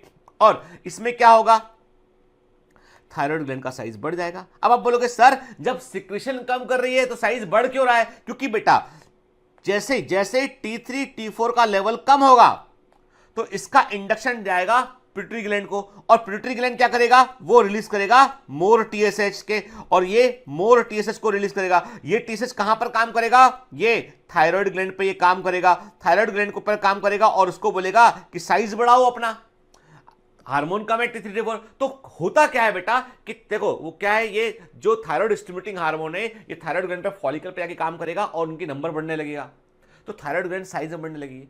और जबकि बॉडी जो है अब उसको थोड़ी ना मालूम क्या करना है, एक्चुअली हुआ ये कि बॉडी में T3 T4 कम हुआ, उसको सेंस किया पिट्यूटरी ग्लैंड ने कि T3 T4 कम है तो TSH को निकालना पड़ेगा, ठीक है। उसको सेंस किया हाइपोथैलेमस ने कहा कि क्या कर रहे हो पिट्यूटरी ग्लैंड, उसने थायरॉक्सिन रिलीज हार्मोन निकाला कि निकालो TSH बाहर, तो TSH का लेवल कई गुना बढ़ जाएगा। मतलब यह है हाइपोथायरॉयडिज्म में जो TSH है उसका लेवल कई गुना बढ़ जाएगा, क्योंकि जो है T3 T4 गिर गया है, तो उसको बनाने के लिए थायराइड ग्लैंड का साइज बढ़ने लगेगा, तो फूलने लगी ग्लैंड। वो देखिए आप, enlargement of thyroid gland called the goitre, देखिए ध्यान से, है ना। बाकायदा आपको कई लोग दिखाई पड़ेंगे अपने आसपास, आप गौर से देखेंगे आपको दिखाई पड़ेंगे कि ऐसे कई लोगों के नेक में फूला हुआ है। फैमिली में कोई दिखाई देता है, please investigate for the TSH, ठीक है। और देखिए बड़ा हो जाता है जब तो इस प्रकार के आप देखिए देख सकते हैं कि पूरा फूल गया। ये क्या है, ये जो है ये हाइपोथायरॉयडिज्म से जो है वो इनलार्जमेंट ऑफ थायराइड ग्लैंड है, ठीक है, देख रहे हैं आप। और कई बार ऐसे केसेस में जो है वो ऑपरेट भी करना पड़ता है इसको, देखिए ना, नॉर्मल थायराइड को देख रहे हैं यहाँ पे हम, और इनलार्ज थायराइड को देख रहे हैं आप, देखिए नॉर्मल थायराइड का साइज देखिए और इनलार्ज थायराइड देखिए, गॉइटर में थायराइड का जो है वो साइज बढ़ जाता है। क्लियर, ठीक। तो हाइपोथायरॉयडिज्म में क्या होगा, अब कई लोग ऐसे होते हैं कि हाइपोथायरॉयडिज्म का पहला सिम्टम जो है बड़े कि इंटॉलरेंस टू कोल्ड, मतलब नॉर्मल सब कुछ नॉर्मल है लेकिन ठंड लग रही है। Please check your TSH level, यदि आपको जो है ज्यादा ठंड लगती है, ठीक है, if you are feeling more cold as compare to other, यदि मान लो एक कमरे में 10 लोग बैठे हैं, 9 लोगों को ठंड लग रही है तो वाकई में ठंड है। एक कमरे में 100 लोग बैठे हैं, सिर्फ आपको ठंड लग रही है, आप बोल रहे हैं बहुत ठंडी है, चेक योर TSH लेवल, ठीक है। फिर जो है वो आप देखेंगे कि जो आपकी रिसाइडिंग हेयर लाइन पीछे की तरफ जाने लगता है, के फिर फेशियल और आईलिड में इडिमा रहने तक के, यानी आदमी की पलकें ऐसा लगता है कि वो सो रहा है, झुकी झुकी पलकें रहने लगती है उसके के, और आईलिड में इडेमा होने लगता है के। फिर कई बार क्या होता है, बहुत थकान फील होती है, कुछ काम करने का मन नहीं करता है उसमें के दिन भर जो है, और स्किन में ड्राइनेस होती है के, और ऐसा लगता है नहाने के बाद की बहुत खिंचरा है स्किन उठ के, तो दिन में 1 बार लोशन लगाया, 2 बार, तो स्किन में देखो बड़ा कोल्ड का होना, ड्राई स्किन का होना, ठीक है, लिथर्जी, नींद आना, थकान रहना लगातार, ठीक है, बोलने के दौरान जो टंग है वो थोड़ी थिक हो जाएगी तो बोलने में दिक्कत होने लगेगी, भूख लगना कम हो जाएगा, बाल झड़ने लगेंगे, नाखून टूटने लगेंगे, मेंस्ट्रुअल साइकिल में डिस्टरबेंस होने लगेगा और कॉन्स्टिपेशन भी रहने लगेगा। ये सब सिम्टम है थायराइड के कि हाइपोथायराइडिज्म हो चुका है। ठीक है, चेक, सिंपल सा इन्वेस्टिगेशन है, 100-200 रुपए का होता है, TSH। ठीक है, थायराइड स्टिमुलेटिंग हार्मोन को चेक करा लीजिए। ठीक है, अब ये मत बोलना सर ये सिम्टम मिल रहा है मुझे तो अभी पढ़ते पढ़ते नींद आ गई तो क्या TSH कम हो गया, ऐसा नहीं। एक नॉर्मल कई वीक, पूरे वीक में कई दिनों तक ऐसा लग रहा हो तो उस वक्त में चेक कराना चाहिए। ठीक है, तो what are the causes of the hypothyroidism, तो हम बात करते हैं कि आयोडीन, डाइट में आयोडीन की डिफिशिएंसी एक कॉज हो सकता है। ठीक है, इन्फ्लेमेशन हो सकता है थायराइड ग्लैंड के अंदर, के या किसी कारण से, जैसे मान लो किसी का ऑपरेशन में जो है थायराइड ग्लैंड को कंप्लीट या पार्शियल रिमूवल हो गया, वैसा हो सकता है। के कई बार रेडियोएक्टिव रेडिएशन के कारण भी जो है वो थायराइड ग्लैंड में डैमेज हो जाती है। ठीक है, कई बार जो है वो बच्चे में जन्म के साथ ही जो है वो एनोमली होती है थायराइड ग्लैंड के अंदर। के कई बार थेरेपेटिक पर्पस के लिए रेडियोएक्टिव आयोडीन का इस्तेमाल करते हैं तो वहां पर जो है वो हाइपोथायराइडिज्म आता है। एक बात देखिए मैंने कि जिन लोगों को हाइपरथायराइडिज्म होता है, जिनका थायराइड ग्लैंड ओवर काम कर रहा होता है, तो उनका ट्रीटमेंट शुरू करते हैं डॉक्टर लोग। जब आप किसी व्यक्ति का जिसको हाइपरथायराइडिज्म है, जिसका थायराइड ग्लैंड ओवर काम कर रहा होता है, डॉक्टर उसके लिए ट्रीटमेंट शुरू करते हैं। यदि इनिशियल ट्रीटमेंट से रिलीफ नहीं मिलता है तो फिर रेडियोएक्टिव आयोडीन का इस्तेमाल करके थायराइड ग्लैंड के फॉलिकल्स को संख्या में कम किया जाता है ताकि हाइपरथायराइडिज्म से रिलीफ मिल सके। तो वैसी कंडीशन में कई बार पेशेंट को हाइपोथायराइडिज्म आता है। मतलब हाइपरथायराइडिज्म जो है उसको ट्रीट किया आपने तो हाइपोथायराइडिज्म में पेशेंट लैंड कर गया। और हाइपोथायराइडिज्म से निकलने का सिंपल तरीका है कि आप एक गोली दीजिए रोज, उसको सुबह उठते। याद रखिए, जो लोग थायराइड की गोली खा रहे हैं, सुन ले मेरी बात ध्यान से, जो लोग थायराइड की गोली खा रहे हैं तो आपका पहला काम ये है, सुबह सोकर उठने के पहले, जैसे सुबह सोकर उठते हैं सबसे पहले थायराइड की गोली खाइए, कुछ मत कीजिए। सो के उठने के साथ ही थायराइड की गोली खाना चाहिए और उसके आधे घंटे के बाद, आधे से पौन घंटे के बाद आप चाय पिए, कुछ खाएं, आप खाली पेट जाना चाहिए गोली को। समझ गए बात को? इसीलिए कई लोग क्या करते, गलती करते हैं, सुबह सो के उठे, सबसे पहले वो फ्रेश हुए, फिर चाय पिया और फिर वो थायराइड की गोली खाते हैं, नाश्ते के पहले खाते हैं। असर नहीं करती, कम असर करती वो। सुबह सो के उठने के साथ ही सुबह सो के उठते साथ ही गोली खा लीजिए, फिर आप फ्रेश होंगे, चाय बनेगा, तब तक आधा घंटा पूरा का पूरा जो है वो गुजर चुका होगा, तब तक आपकी गोली जो है वो बॉडी में प्रॉपरली एब्जॉर्ब हो चुकी होगी। ठीक है, करके देखिए, जो डोज है वो डोज में फर्क आने लगेगा उसमें। तो मैंने आपसे कहा कि जो है वो जब हाइपरथायराइडिज्म को ट्रीट करते हैं रेडियोएक्टिव आयोडीन से तो भी कई बार हाइपोथायराइडिज्म आता है। फिर ड्रग, कई दवाएं ऐसी होती है थायराइड के फंक्शन को भी डिप्रेस करती हैं। तो ये सब चीजें हैं जिनसे, लेकिन सबसे कॉमन कारण जो है, सबसे कॉमन कारण है वो है आयोडीन डिफिशिएंसी इन दी डाइट। सबसे कॉमन कारण में से एक होता है। ठीक है, hypothyroidism during pregnancy causes defective development and maturation of the growing baby leading to the stunted growth creatinism। ठीक है, इसीलिए कभी भी कोई मदर प्रेग्नेंट होती है तो एक लेडी डॉक्टर जो होती है वो हमेशा उसका TSH चेक करती है। ठीक है, और गौर करेंगे आप पाएंगे कि प्रेग्नेंट मदर में TSH का लेवल बढ़ जाता है क्योंकि थायराइड ग्लैंड को ओवर काम करना पड़ता है। थायराइड ग्लैंड को मदर के लिए भी काम करना पड़ता है, फीटस के लिए भी काम करना पड़ता है। इसलिए जो बढ़ा हुआ TSH का लेवल ड्यूरिंग प्रेगनेंसी होता है वो नॉर्मल होता है। बढ़ा हुआ TSH का लेवल जो ड्यूरिंग प्रेगनेंसी होता है वो नॉर्मल होता है क्योंकि थायराइड ग्लैंड को थोड़ा ज्यादा काम करना पड़ता है अपनी मदर की बॉडी के लिए भी और फीटस के लिए भी। ठीक है, यदि जो है थायराइड ग्लैंड जो थायरॉक्सिन की कमी होगी प्रेगनेंसी में तो उससे बच्चे के डेवलपमेंट पे गंभीर असर पड़ेगा के और बच्चे की ग्रोथ नहीं हो पाएगी। बच्चा जो है वो स्टंटेड ग्रोथ का होगा और ऐसे बच्चे का मेंटल रिटार्डेशन भी होगा बेटा। ठीक है, लो IQ लेवल होगा उसका, एबनॉर्मल स्किन होगी उसकी और डीप म्यूटिज्म होगी। कई बार आपने देखा होगा, आप सुनते हो, घटना अखबार में खबर आती है कि एक बच्चे का जन्म हुआ, उसे देखने के लिए लोगों की भीड़ आज उठी। क्या हुआ बच्चे को? उसका स्किन अजगर की जैसी हुई, लेस लाइक स्नैक स्किन उसकी जो है, उसके ऊपर बड़े बड़े पैच बने हुए हैं। लोग मान रहे हैं कि सर्वदेव का अवतार है, अस्पताल में भीड़ लगने लगी। जबकि बेचारा प्रॉब्लम क्या थी कि मदर को थायराइड की इतनी सीवियर कमी थी, इसके चलते स्किन एबनॉर्मली डेवलप हो गया है। इन एडल्ट वुमेन हाइपोथायराइडिज्म में cause menstrual cycle to become irregular, के यदि सब कुछ ठीक ठाक था और कुछ समय से जो है मेंस्ट्रुअल साइकिल इरेगुलर होने लगा है तो please check your thyroid level के, तो ये भी थायराइड के कारण होता है। ठीक है, तो देखिए कॉन्जेनिटल क्रिटिनिज्म, यदि जन्म के साथ बच्चा जो है उसकी जब वो फीटस में था और जब वो फीटस स्टेज में था, जब मदर प्रेग्नेंट थी, उस समय थायराइड की कमी हुई है और थायराइड हार्मोन की कमी हुई है, थायराइड के हार्मोन या T3 T4 कम निकले हैं और जो हाइपोथायराइडिज्म की कंडीशन मदर को रही है, तो वैसे में कॉन्जेनिटल क्रिटिनिज्म बच्चे को होगा। तो देखिए आप उसका फूला हुआ चेहरा दिखाई पड़ेगा, जीभ बाहर निकली हुई दिखाई पड़ेगी, आंखों के आसपास आप देखेंगे कि जो आंखों का निचला हिस्सा वहां पे आपको ईडेमा सूजन दिखाई पड़ेगी, हर जो अम्बिलिकस वाला हिस्सा है वो फूला हुआ बाहर दिखाई पड़ेगा, स्किन ड्राई होगी, ड्राई हेयर होंगे, और this is all due to the hypothyroidism के। और ऐसे बच्चे, ऐसा जो है वो जिसे बोलते हैं हम कॉन्जेनिटल क्रिटिनिज्म बोलते हैं, बच्चे में जन्म से ही जो है थायराइड की हार्मोन की कमी होती है, थायराइड ग्लैंड प्रॉपर्ली फंक्शन नहीं कर पाती है। ठीक है, अब व्हाट इज, इसको क्या बोलते हैं, समस्या को हम बोलते हैं क्रिटिनिज्म, कैसे क्या बोलते हैं, ऐसे बोलते हैं क्रिटिनिज्म, बोलते हैं क्रिटिनिज्म के। Cretinism is the indicative of the, क्या बेटा किसका इंडिकेटिव, ये इन जो है जन्म के साथ जो है वो थायराइड की कमी का इंडिकेटिव है के।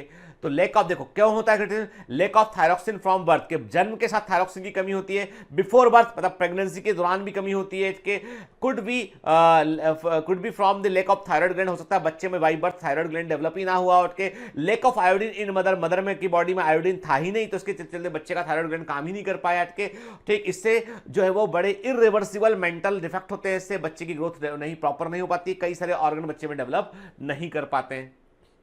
ठीक है, फिर व्हाट इज मिक्सिडिमा, मिक्सिडिमा जो होता है ये भी जो है वो सीवियरली एडवांस हाइपोथायराइडिज्म को जो है वो इंडिकेट करता है, पर ये कंडीशन जो होती है ये जो है वो बाई बर्थ नहीं होती है। ठीक है, तो हमने क्या बोला आपसे, मिक्सिडिमा इज अनदर टर्म, दूसरा टर्म है जो सीवियर एडवांस्ड हाइपोथायराइडिज्म के लिए हम इस्तेमाल करते हैं, और इसमें बॉडी के अंदर जो है वो प्रॉपर जो है वो थायराइड हार्मोन नहीं बन पाते हैं, तो पैरों के अंदर सूजन रहने लगती है और आप देखते हैं कि जो है वो उसे हम मिक्सिडिमा कहते हैं। ठीक है, याद रखना बेटा कि क्रिटिनिज्म और जो है वो डॉर्फिज्म में क्या फर्क है। कि मैंने आपसे पिछली क्लास में कहा था कि जब पिट्यूटरी ग्लैंड की हम बात करें तो पिट्यूटरी ग्लैंड के से यदि ग्रोथ हार्मोन कम निकलता है तो व्यक्ति की ग्रोथ नहीं हो पाती है। मैंने कहा था व्यक्ति बोना हो सकता है, ड्वार्फ हो सकता है, और ड्वार्फ व्यक्ति आपसे अधिक इंटेलिजेंट भी हो सकता है इतने, क्योंकि उसका मेंटल डेवलपमेंट पे इसका कोई असर नहीं पड़ता है। यदि पिट्यूटरी ग्लैंड के कारण से ग्रोथ हार्मोन कम निकल रहा है तो एक व्यक्ति की हाइट कम हो सकती है, और वो कम हाइट का व्यक्ति जो है वो लाल बहादुर शास्त्री भी बन सकता है, intelligent prime minister, most honest prime minister, Albert Einstein बन सकता है। ठीक है, हिटलर बन सकता है, छोटी हाइट, मतलब हाइट जो वो क्या है, वो पिट्यूटरी ग्लैंड से ग्रोथ हार्मोन कम निकला इसलिए हाइट कम रह गई थी। वो मेंटल जो है वो they are very very sharp, यदि बात करें हम दिमागी तौर पे बात करें हम। ठीक है, फिर लेकिन क्रिटिनिज्म में क्या होता है, क्रिटिनिज्म में सारा खेल इस बात का है कि पूरा बैलेंस बिगड़ा हुआ, तो क्रिटिनिज्म में मेंटल रिटार्डेशन होगा, डॉर्फिज्म में नर्वस सिस्टम नॉर्मल डेवलप होगा, कि क्रिटिनिज्म में बॉडी के डिफरेंट पार्ट जो है वो डिस्प्रोपोर्शनेट होंगे, कि जीभ फूली हुई होगी, सूजन रहेगी बॉडी में, जबकि डॉर्फिज्म में व्यक्ति बोना होगा लेकिन बाकी सब पार्ट उसकी बॉडी के प्रोपोर्शन में होंगे। के रिप्रोडक्टिव सिस्टम जो होता है वो क्रिटिनिज्म में अफेक्टेड होगा जबकि डॉर्फिज्म में नॉर्मल रहेगा। ठीक है, तो ये डिफरेंस भी दिमाग में रखिए। This is dwarfism due to the low growth hormone, के cretinism due to the low thyroxine hormone. ठीक है, फिर अब बात करते हैं हाइपरथायराइडिज्म की, कि हाइपरथायराइडिज्म क्या होता है। देखो बेटा, मैं एक आपको किस्सा बताता हूं आपको मैं, कि चलिए किस्से की बात बाद में करिए, पहले हम यहां देखते हैं। ठीक है, मैं आता हूं अब पॉइंट पे। तो मैंने क्या कहा आपसे, हाइपरथायराइडिज्म के सिम्टम की बात करें तो क्या होता है, ऐसे व्यक्ति को जो है सडनली उसका वजन कम होने लगता है, सडनली बिकम, कुछ भी नहीं ना, डाइट नॉर्मल है, सब कुछ नॉर्मल है, लेकिन सडनली उसका वजन कम होने लगा। यदि पिछले कुछ महीने में आप सब कुछ नॉर्मल कर रहे हैं, नॉर्मल डाइट है, कोई डाइटिंग नहीं किया आपने, नॉर्मल वर्कआउट, सब कुछ नॉर्मल है आपका, और 10% 10% वेट गिर गया है, 60 केजी था 54 रह गया है, 70 था 63 रह गया, 10% वेट गिर गया है, this is a matter to investigation, कि भाई आप डायबिटीज के लिए चेक कराइए, अपना थायराइड के लिए चेक कराइए। ठीक है, ये दो ऐसे हार्मोन है जो सबसे अधिक अफेक्ट कर सकते हैं। तो वेट लॉस होने लगता है, फिर यहां पर हम बात करते हैं कि इसमें एक तो हीट बिल्कुल बर्दाश्त नहीं होती है के, और कोल्ड के लिए और हीट के लिए, स्पेशली हीट, गर्म भी बहुत लगता है, गर्मी भी बहुत लगती है के, तो यहाँ इसको हम थोड़ा हटाते हैं, यहाँ पे सेंसिटिव और कोल्ड को हटाते हैं, यहाँ पे ये हाइपो के लिए बेसिकली, तो यहाँ पे हीट का एहसास होता है के। फिर इसमें भी क्या होता है कि मेमोरी प्रॉब्लम के, गॉइटर, हेयर लॉस होने लगता है, इसमें बाल झड़, सडनली बाल झड़ने लगते हैं। याद रखिए, यदि किसी को प्रॉब्लम है ना कि अचानक से जो उसको लगने लगता है कि बाल झड़ रहे हैं, तो दो चीजें इंपॉर्टेंट के, एक तो थायराइड के हार्मोन का लेवल गड़बड़ाता है तो उससे बाल झड़ते हैं, दूसरा है आपकी डाइट में विटामिन की कमी होती तो बाल झड़ते हैं उससे, ठीक है। हाइपरथायराइडिज्म का गहरा संबंध होता है बेटा, जो है वो उसे हम जो है कई केसेस में हाइपरथायराइडिज्म को हम ग्रेव्स डिजीज भी कहते हैं। ग्रेव्स डिजीज में क्या होता है कि थायराइड इतना अधिक एक्टिव रहता है कि व्यक्ति की आंखें बाहर निकली हुई दिखाई पड़ती। अब आप बोलोगे इसका आंखों से क्या संबंध है? दरअसल क्या होता है कि हाइपरथायराइडिज्म में जो है वो जो ऑक्यूलर मसल होते हैं, वो ऑक्यूलर मसल की ग्रोथ होने लगती है और वो आई बॉल को बाहर की तरफ प्रोट्रूड करने लगते हैं, वो बाहर की ओर धकाने लगते हैं उसको। मेरे पास में आपको किस्सा बताने वाला था कि मुझे अच्छे से ध्यान है कि भोपाल में मैं प्रैक्टिस किया करता था जब, तो वहाँ पे उस समय जो है मेरे पास कई सारे जो है मेडिकल रिप्रेजेंटेटिव होते हैं, डॉक्टरों से मिलने आते हैं जो मेडिकल रिप्रेजेंटेटिव होते हैं और वो बड़े इंपॉर्टेंट लोग होते हैं, क्योंकि कई बार क्या होता है कोई नया मेडिसिन जो है लॉन्च हुआ होता है, उस मेडिसिन का पूरा जो है प्रोडक्ट की इंफॉर्मेशन की कौन सा मॉलिक्यूल रिलीज हुआ है, उस मॉलिक्यूल का क्या साइड इफेक्ट है, क्या एडवर्स इफेक्ट है, क्या रिसर्च उसमें हुआ है, तो वो डॉक्टर लोग क्या करते हैं उन एमआर से उस मॉलिक्यूल का रिसर्च पेपर मंगाते हैं, जो क्लिनिकल ट्रायल होते हैं उनको मंगाते हैं, जो समझदार डॉक्टर होते हैं। लोगों को लगता है कि ये मेडिकल रिप्रेजेंटेटिव आएगा डॉक्टर के पास, लगता है डॉक्टर को कुछ क्या कितना गिफ्ट करेगा, ऐसा नहीं है कि basically they are introducing their molecule and they are giving information about the molecule and they are giving literature to the about this molecule के साथ, ये मॉलिक्यूल अभी कंपनी ने लॉन्च किया, इसमें ये चीजें हैं और ये रिसर्च पेपर है। हम जैसे डॉक्टर जो होते हैं कभी किसी पर ऐसे ट्रस्ट नहीं करते, हम बोलते हैं भैया क्लिनिकल ट्रायल का रिपोर्ट लेके आओ, डबल ब्लाइंड ट्रायल का रिपोर्ट लेके आओ, कितने लोगों पे चेक हुआ है बताओ, फार्माकोकाइनेटिक्स की जानकारी दो, पूरा लिटरेचर लेके आओ, वो प्रोवाइड करते हैं।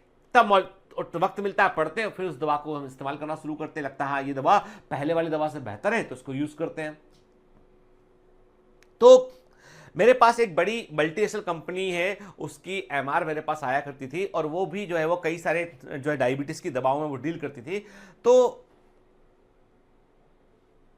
लेडी थी, एक लड़की थी वो, तो वो है मतलब, तो वो आया करती थी, तो वो मतलब बड़ी सुंदर सी, नाइस लुकिंग, बड़ी जेंटल, पोलाइट, एक वाइब्रेंट, ऐसा होता है कि कोई व्यक्ति आता है उसकी प्रेजेंस जो है समझ में आती है कोई आया है मिलने आपसे, दैट काइंड ऑफ गर्ल। अच्छा है तो अच्छा बोल सकते हैं ना उसको, ठीक है ना, उसको लेके आप जो है कोई मतलब मत निकालेगा। तो सुंदर सी लड़की थी और वो अक्सर मुझसे मिलने जो है आया करती थी, कभी कि सर इंसुलिन में ये वाला जो है वो मॉलिक्यूल है, इसमें ऐसा चल रहा है के, तो मतलब वो कई बार उनका काम होता है डॉक्टर को रिकॉल कराते रहना अपनी दवा के बाद, वो आया करती थी। तो अपना जब भी उनसे मिलने का समय था उस समय मैं मिल लिया करता था उससे। एक बार मुझसे वो मिलने आई, कुछ महीने 2-3 महीने के गैप के बाद मुझसे वो मिलने आई, तो मैंने उसको जब से अंदर आई उसमें, तो देखा मैंने क्या नोटिस किया कि she lost her weight very much, बहुत सारा वजन कम हो गया। मेरे कमरे में मैं जो है वो एयर कंडीशन ऑन था और वो आती बोली सर कुछ गर्म नहीं है। मैंने कहा एसी इज ऑन और 22 पे टेम्परेचर है। बोली सर शायद मैं बाहर से ऐसी गर्मी लगी, तो मैंने एसी का टेम्परेचर भी कम किया, स्वेटिंग उसको हो रहा था। फिर मैंने देखा गौर से कि थोड़ी सी आई बॉल दोनों उसके बाहर तब निकले हुए दिखाई। तो मैंने उससे पूछा कुछ तुम डाइटिंग कर रही हो, कुछ दौड़ रहे हो, क्या कर रहे हो तुम?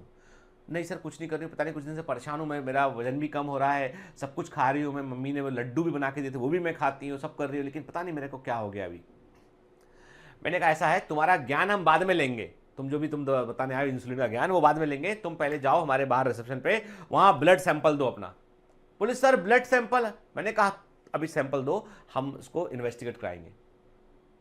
ठीक है, अब डॉक्टर ने बोला है, डांट कर बोला है, डॉक्टर की डांट तो माननी पड़ती है। बाहर निकले, ब्लड सैंपल लिया उसको तुरंत हमने लैब में भेजा, भाई चेक करो उसका TSH ले, उसका T3 T4 और फ्री T3 T4 भी लेना, थायराइड एंटीबॉडी भी टेस्ट करना, 4-5-6 इन्वेस्टिगेशन लिख दिए। उसका रिपोर्ट नेक्स्ट डे, मैंने कहा कि नेक्स्ट डे आना, हम तुमको रिपोर्ट बताते हैं। नेक्स्ट डे वो आई, उसको रिपोर्ट बताया हमने, उसको हाइपरथायराइडिज्म था।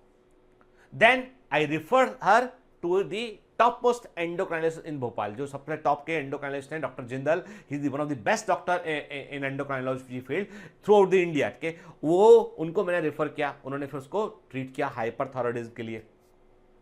तो कई बार आप रूटीन लाइफ में भी ऐसे कह देते हैं, और बिल्कुल आपको बता दूं कि जैसे आपको मैं आगे तस्वीर दिखाऊंगा, आपको देख के समझ में आएगा कि ऐसा वाकई में क्या हो सकता है।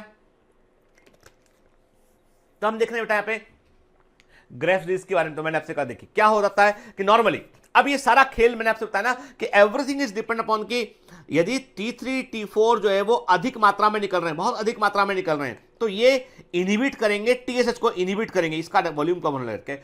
जैसे ही आप पाते हो कि TSH का वैल्यू 001 हो गया है एकदम, आप समझ लीजिए कि you got the case of the hyperthyroidism के, यानी TSH का जो लेवल है यदि वो आपका 0.4 से कम आ रहा है, काफी नीचे कम आ रहा है आपका के, तो वो इंडिकेटिव होता है किसके लिए, जो है वो हाइपरथायरॉयडिज्म के लिए। और उसके साथ में आप क्या करते हैं, आप टीपीओ भी करते हैं, थायराइड एंटीबॉडीज भी आप जो है वो चेक करते हैं, और थायराइड एंटीबॉडी चेक करते हैं, उससे मालूम चलता है एंटीबॉडी का टेस्ट प्लस आ रहा है, मतलब बॉडी में ऑटो इम्यून डिसऑर्डर हो गया है, और इसके चलते वो जो बॉडी में जो है वो ऑटो इम्यून कंडीशन हो गई है, और इसके चलते जो कई बार कई लोगों को जो है वो थायराइड का प्रॉब्लम हो जाता है उससे।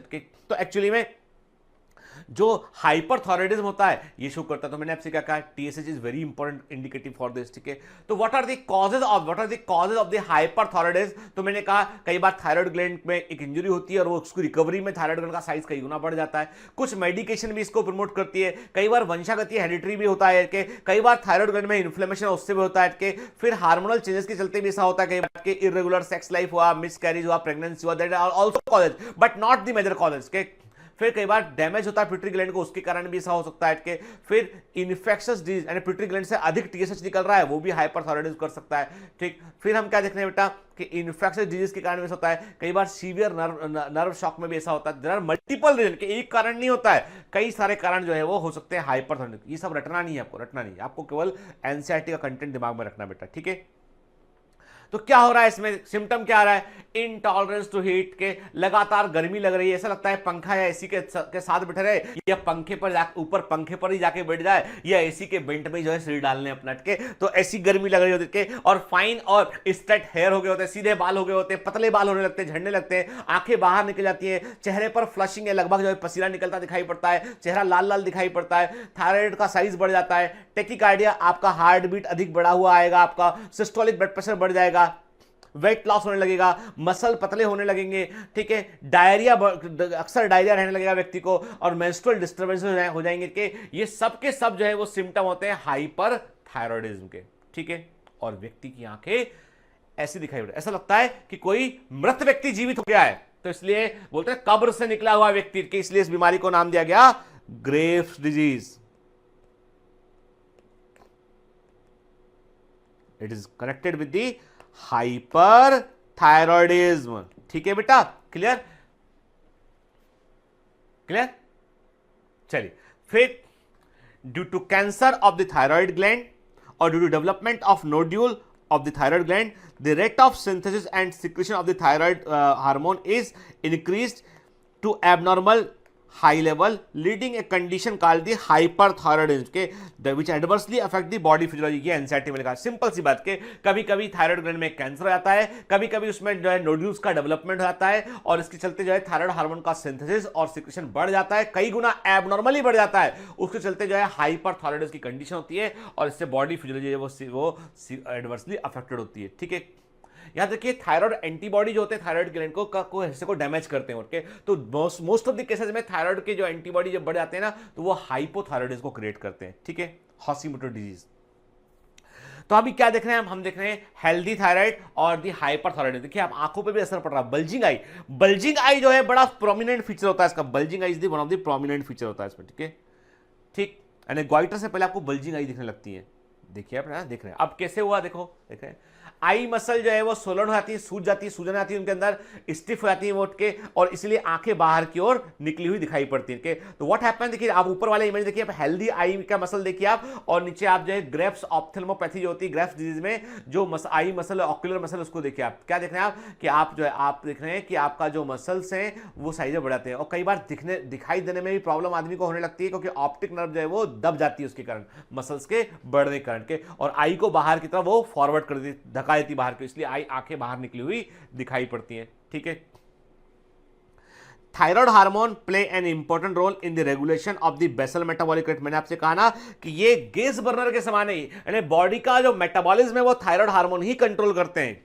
This hormone also support the process of the red blood cell formation. Important है, इरिथ्रोपोइसिस आरबीसी के बनने में भी ये इंपॉर्टेंट रोल प्ले करते हैं। Thyroid hormone control the metabolism of carbohydrate, protein and fat के, तो इसके मेटाबॉलिज्म में रोल प्ले करते हैं। Maintenance of water and electrolyte balance is also influence by the thyroid hormone के। यदि कोई व्यक्ति को लगातार शरीर फूलने लगा है, हाथ पैरों में सूजन रहने लगी है, इसका मतलब बॉडी में वाटर का रिटेंशन रहने लगा है, सॉल्ट का और वाटर का रिटेंशन रहने लगा है। और सॉल्ट एंड वाटर का रिटेंशन इस बात की इंडिकेशन होता है कि थायराइड का फंक्शन कम हो गया है, हाइपोथायराइडिज्म हो गया है। ठीक है। थायराइड ग्लैंड आल्सो सिक्रेट ए प्रोटीन हार्मोन कॉल्ड थायरोकैल्सिटोनिन, और ये क्या काम करता है, ये ब्लड कैल्शियम लेवल को ये रेगुलेट करता है। याद रखिएगा, थायरोकैल्सिटोनिन जो होता है ब्लड कैल्शियम लेवल को जो है वो रेगुलेट करता है। क्लियर? ठीक है। This is the hormone that is release by the thyroid gland. Clear? ठीक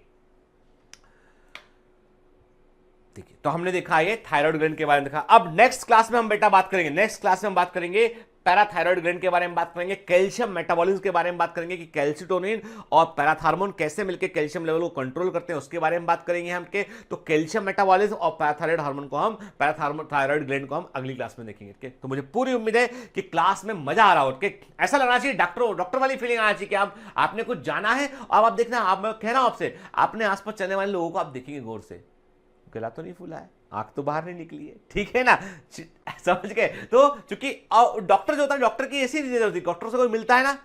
अभी मुझसे कुछ दिन पहले एक मेरे परिचित हैं, वो मुझसे मिली, फैमिली फ्रेंड है। तो मैं उनको बोला कि भाभी आपने कुछ दवा खा रही क्या? बोली हाँ भैया कुछ दवा ले रही हूँ मैं। मैंने कहा दिक्कत ना हो तो जान सकता हूँ क्या दवा दे? तो उन्होंने दवा का नाम बताया, एंड आई फाउंड दैट कि बाय दैट मेडिसिन उनका ब्लड जो है पतला हो रहा है, जिसके चलते जो है इंटरनल ब्लीडिंग जैसे काले काले धब्बे बनने लगे अंदर। ठीक है।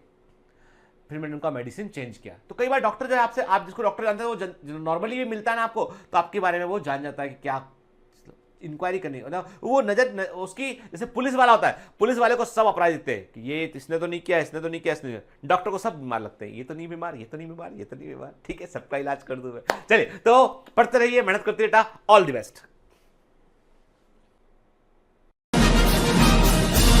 Hi. To become an official commando of Biomentors, join us at www.biomentors.online. Here you can solve daily practice papers, an online test. You can download performance enhancement sheets. You can track your progress. You can interact with other fellow commandos. Join us and prepare yourself. It's a commando training for your success. Download Biomentors online app from Google Play Store.